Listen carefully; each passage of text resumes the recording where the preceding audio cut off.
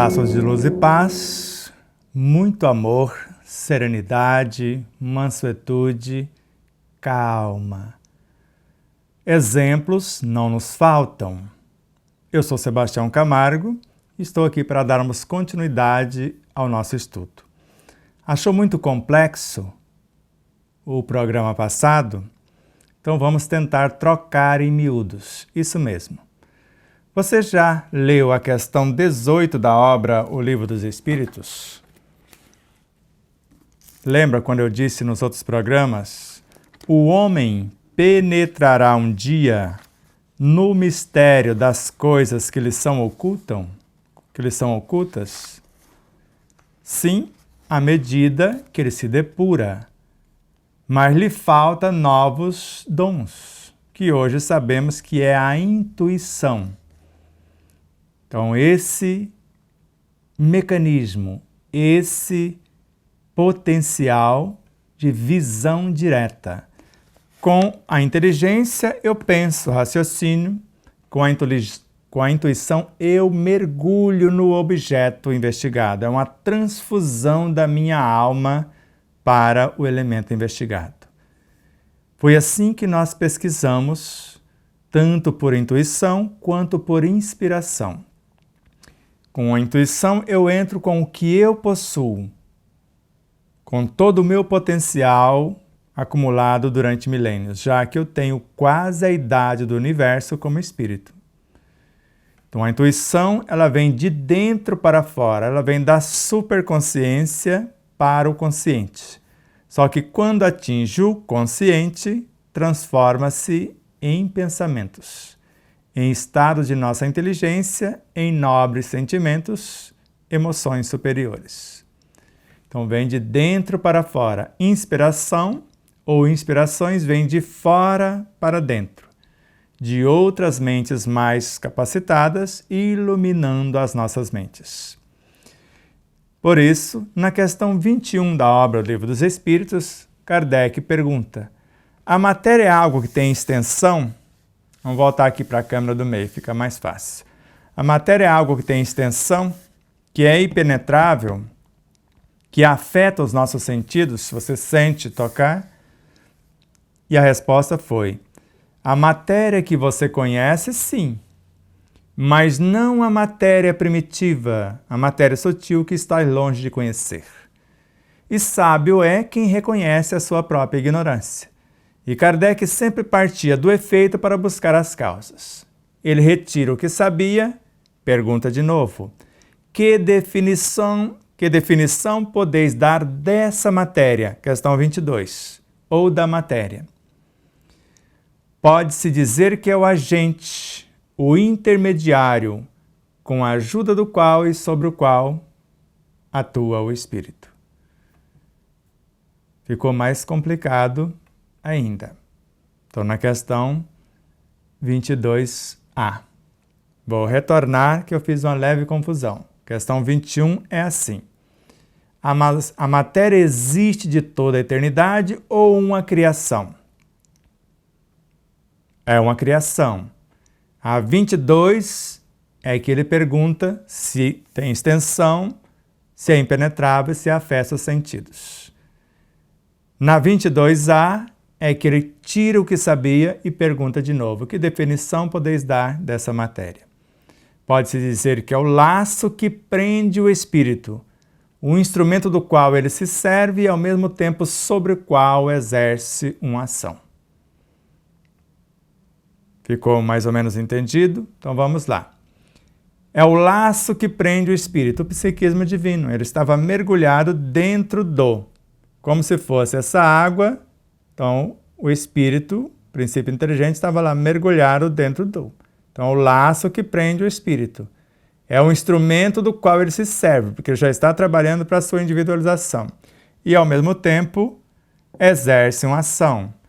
Pode-se dizer, agora a notinha de rodapé de Kardec, que é o agente, o intermediário, com a ajuda do qual e sobre o qual atua o espírito. Então percebe que esse ser que está destacando como espírito o princípio inteligente, ele já tem um agente e um intermediário, com a ajuda do qual e sobre o qual ele está atuando.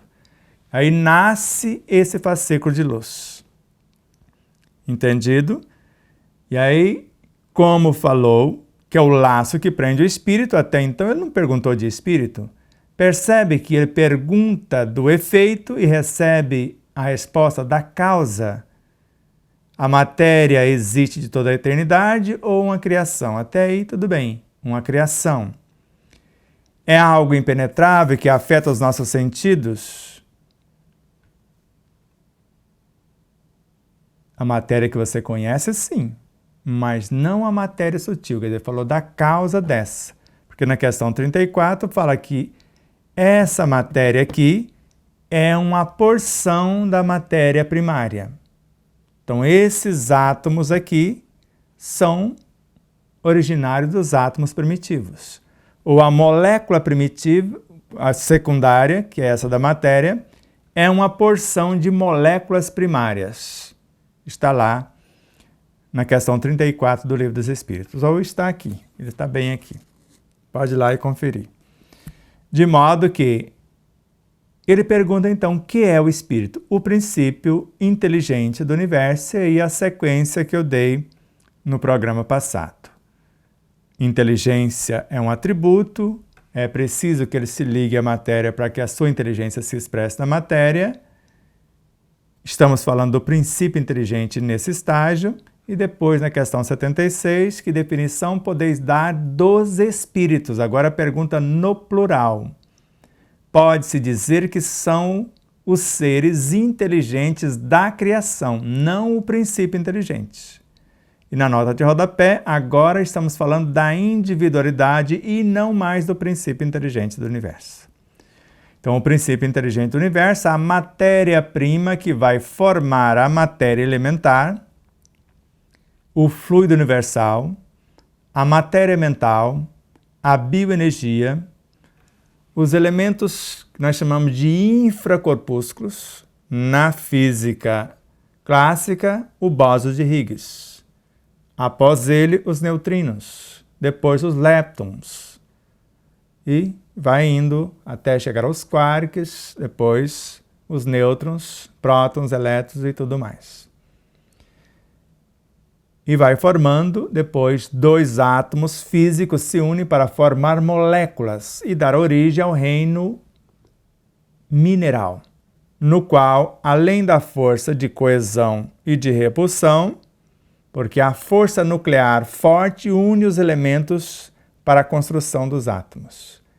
E a interação fraca ou força nuclear fraca, ela dispersa os elementos, para que haja a construção e depois a desintegração.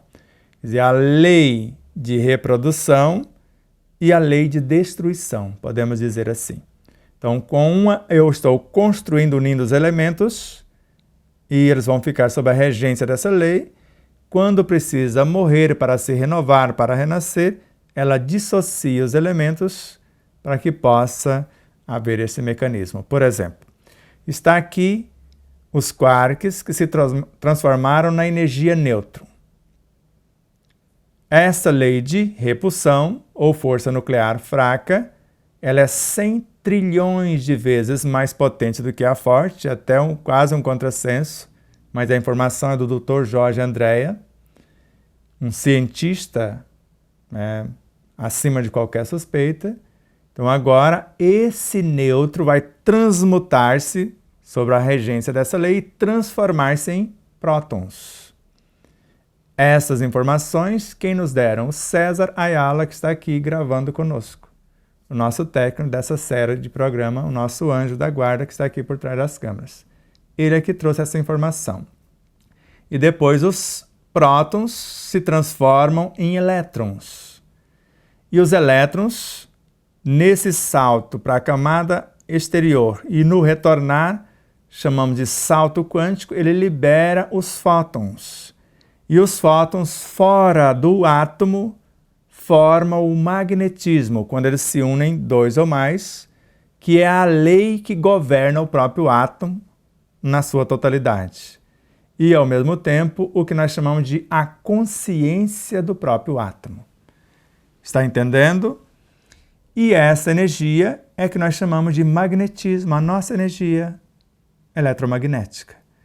É com essa energia que atrelamos os átomos para a formação das moléculas.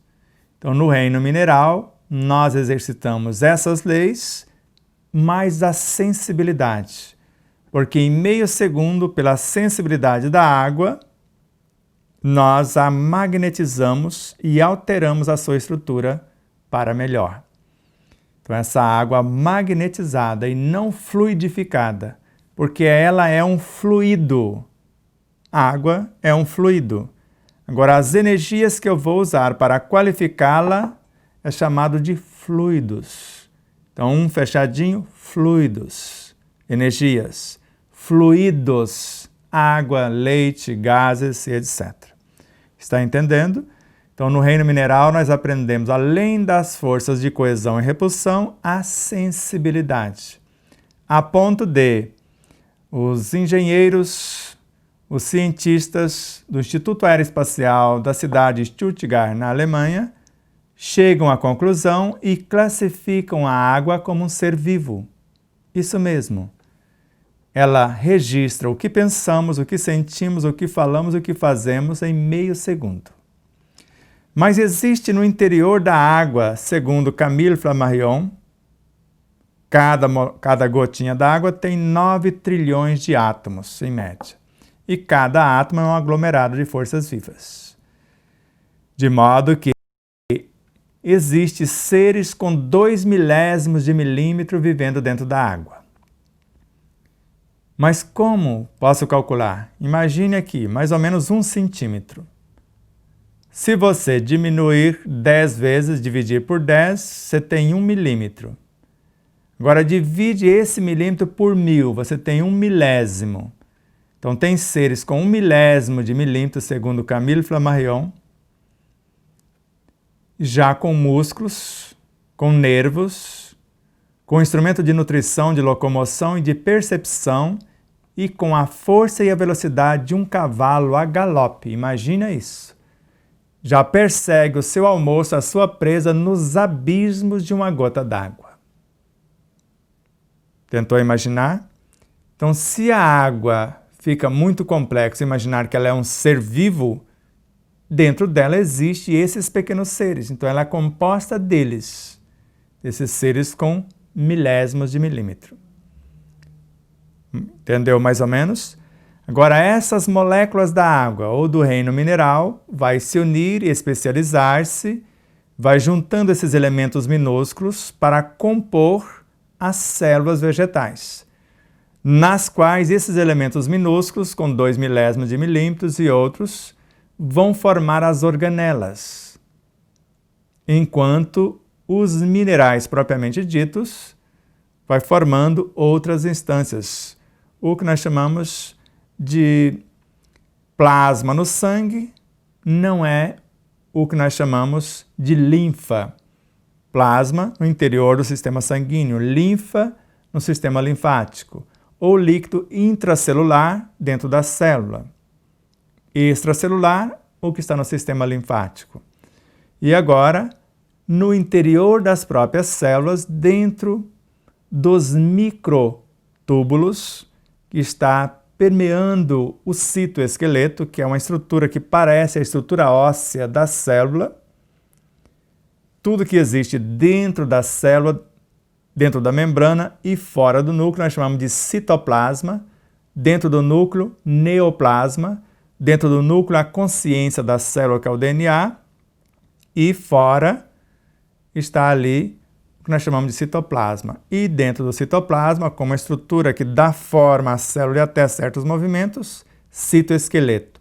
Dentro do citoesqueleto, microtúbulos. Dentro dos microtúbulos, microvórtices. Dentro dos microvórtices, o plasma sutil, a bioenergia como fonte inesgotável. Mas antes disso, aconteceu a união dos átomos formando moléculas de fósforo. E essas moléculas de fósforo, trabalhando elementos menores, construíram com o suprassumo do seu trabalho os nucleotídeos. Esses nucleotídeos é que vai estar dentro dos cromossomos lá do DNA. E esses nucleotídeos trabalham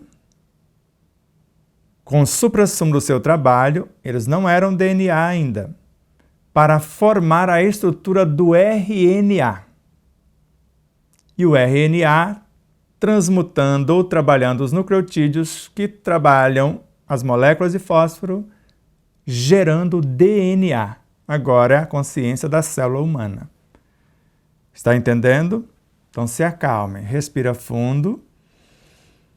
Allan Kardec estudou química, estudou física, estudou magnetismo, estudou biologia, estudou anatomia, fisiologia, estudou cosmologia, astronomia, astrologia, matemática, umas 30 ciências correlatas.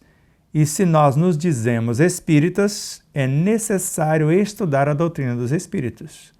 Por isso nós vamos permear por todas essas ciências, dando apenas noções. E agora temos aqui as células, suas organelas. Por exemplo, se eu começo a pensar agora, eu estou gerando com esses pensamentos nobres, no mínimo, fótons, que são partículas de amor tornado visível, amor substância. Com esses fótons, com essas partículas de equilíbrio, eu posso gerar esse plasma no interior dos microvórtices. Porque são tão minúsculos, porque o fóton é o quantum de energia, para a física quântica, a menor partícula. Então eu posso agora gerar esse plasma e com esse plasma no interior dos microtúbulos, eu vou unir esses microtúbulos, formar um centríolo, que é uma organela dentro da célula que tem a capacidade de criar outras organelas e até duplicar a própria célula. Isso mesmo. Então agora eu tenho o centríolo que representa os construtores dentro da célula, ou seja, a mente da própria célula, sendo que o DNA é a consciência. E agora com esse centríolo eu vou criar uma outra organela, o ribossomo. E esse ribossomo vai ser o médio entre o construtor centríolo e o DNA, que é a consciência da célula. Quem criou o centríolo fomos nós, a personalidade, nesse sentido, a alma encarnada, e o DNA veio da consciência, da individualidade. Agora nós vamos interagir com o Cristo, com Deus em nós, através desse ribossomo que vai interagir com o DNA, com a guanina, com a timina, citosina e adenina, e nós vamos criar os genes. Esses genes têm como função criar os aminoácidos.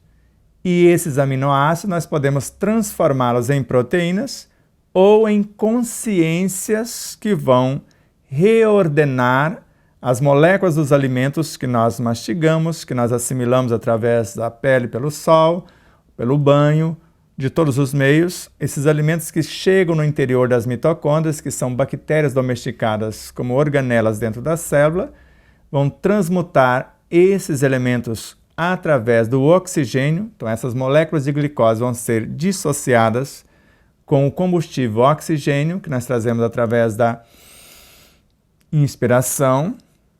E agora temos o combustível e temos a vitalidade dos alimentos e nós vamos transformar isso em partículas pequeníssimas e esses aminoácidos, esses ribossomos vão atuar no retículo endoplasmático. A presença do ribossomo que vai executar a função sobre a regência do aminoácido, ele é a consciência da molécula de proteína, o ribossomo o serviçal. Ele e o retículo endoplasmático vai tornar-se a fábrica, retículo endoplasmático rugoso. E ali vamos criar as novas proteínas para gerar e nutrir alguma coisa dentro da célula a partir também daquele plasma que foi dando origem ao ribossomo, aos genes, nessa interação com o DNA, aos aminoácidos. Entendeu tudo? Se não entendeu, volta e vamos estudar, porque tudo isso está acontecendo conosco. E o despertar da consciência é quando essa consciência, a alma encarnada, a mínima parte do espírito, aprende a fazer isto. Para Ernesto Bozano, na obra O Objetivo da Vida, em cada encarnação o espírito fabrica uma alma. E após essa alma tomar ciência de si mesma, assumir o seu compromisso, gerenciar o próprio corpo, o perispírito, a própria mente, o subconsciente, pacificar o inconsciente e viajar e integrar-se ao Cristo, ao Deus internos. E após fazer isto, é uma alma que iluminou. Já não é mais ela quem vive, é o Cristo, o Deus interno, que vive nela. E agora ela passa a ser o eu superior. Ela despertou. Porque antes de despertar, ela se transforma na mente. Corpo físico, perispírito, alma, mente, despertou, iluminou-se, transforma-se no eu superior.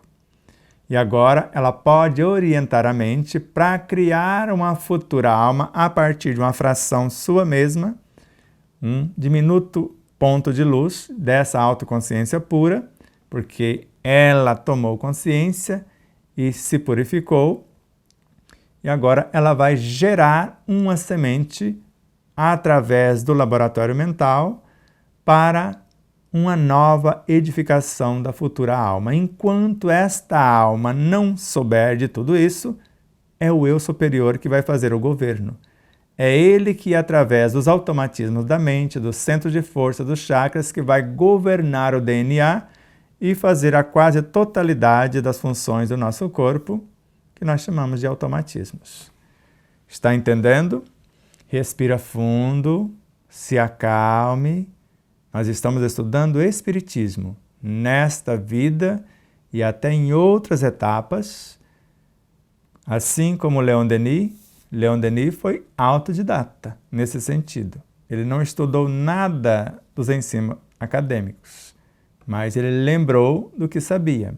Isso já faz tempo. Miramês, na encarnação como espanhol, ainda cursou as universidades. Mas Leon Denis já tinha chegado um pouco mais além.